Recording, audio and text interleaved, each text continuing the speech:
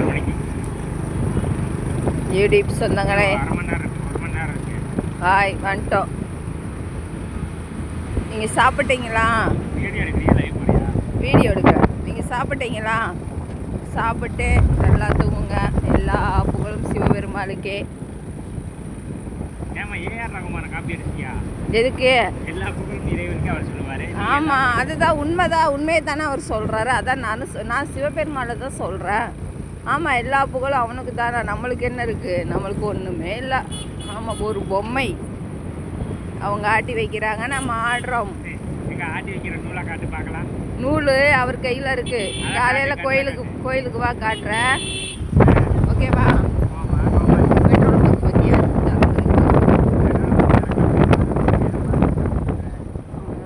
மூடி இருப்பாங்க இந்நேரம். மணியே தானே. ஓ, அதனால தான் கடை இருந்து எதுவுமே மூடலை பாரு. இந்நேரம் மூடி இருப்பாங்கல்ல ஒரு நாள் 11 மணிக்கு எல்லாம். 10:15 தானே.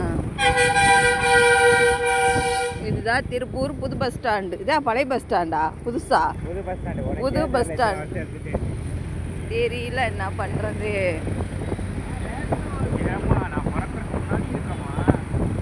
நான் இங்கே தான் வந்ததில்லையே. நீ பிறக்கறதுக்கு முன்னாடி இருந்து நான் திருப்பூரில் தான் இருக்கேன். எத்தனை வருஷமாக இருக்க தெரியுமா?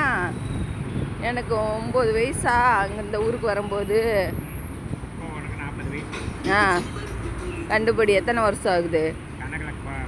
31. ஐ, அதான். 31.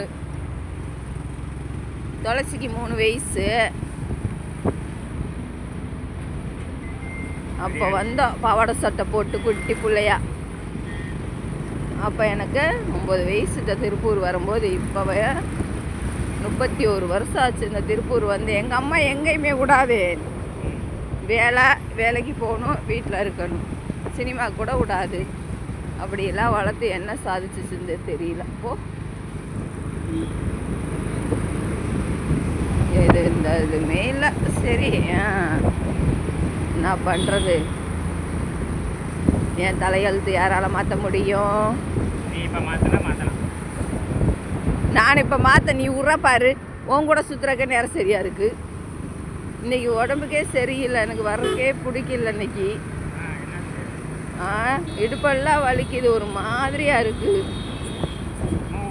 அது ரெஸ்ட்டாக கொடுக்குறீங்க நீங்கள். இப்போ இங்கேருந்து போகிறேன், இவர் லிஃப்ட்டு கேட்க வர்றாரா? இப்போ போய் சாப்பாடை போட்டு அந்த பாத்திரத்தை கழுவி வச்சுட்டு காலைல படுக்கணும், காலைல எந்திரிக்கணும், சமையல் செய்யணும், அப்புறம் தோசை ஊற்றி தந்துட்டு அந்த பாத்திரத்தெல்லாம் கழுவி வச்சுட்டு திரும்பி மதிய சாப்பாடு, அப்புறம் துணியெல்லாம் துவைக்கணும். அந்த துவைச்ச துணியை எடுத்துகிட்டு வந்து மடித்து வைக்கணும், ஊட கூட்டணும்.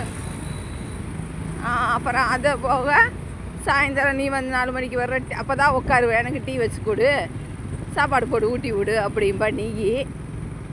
அப்புறம் அதை செஞ்சுட்டு அப்புறம் வா என் கூட போயிடலாம். அப்போ வா, எடுக்க விட்றீங்க நீங்கள் மதியம். அவள் சும்மா அப்படி சுற்றிக்கிட்டே இருந்த அந்த உடம்பு என்னத்துக்காக வண்டியில் உட்காந்துட்டு. காலையில் பாரு, நீங்கள் போயிட்டு வாங்கடா, நான் சாப்பாடு செய்கிறேன், போங்கடா கோயிலுக்கு போயிட்டு அப்படியே பூஜை போட்டு வா. நீ வா, அலைகிற வயசா? ஆமாம், எனக்கு 70 வயசு ஆயிடுச்சு.